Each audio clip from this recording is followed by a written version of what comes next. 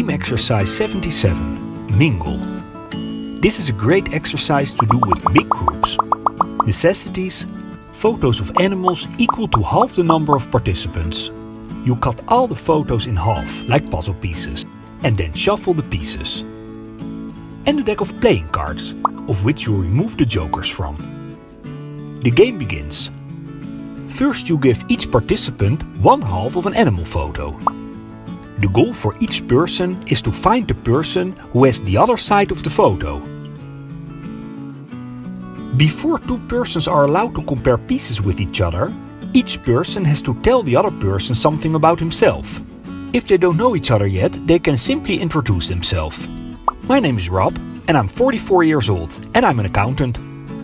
If they already know each other, they can tell something of which they think the other person doesn't know yet. My favorite food is chocolate. They go on like this until everyone has found the person with his matching puzzle piece. Next you give each person a card from the deck.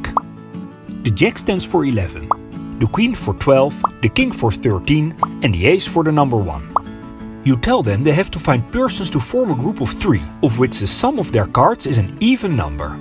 For example, a 3, a Queen and a King is 28, which is an even number. The first trio that comes up with an even sum of numbers wins, and each person from that group gets a point.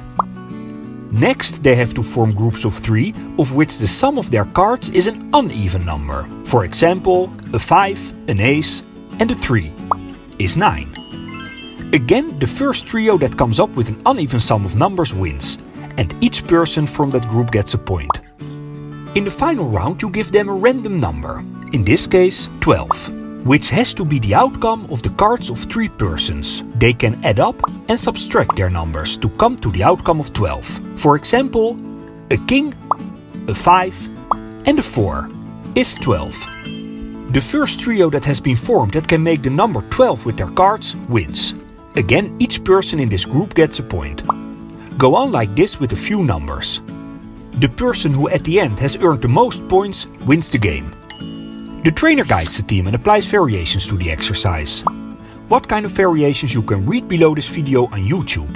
And haven't you subscribed yet? Hit the subscribe button to stay tuned for a new team exercise each Sunday on youtube.com/teamexercises to improve cooperation and communication.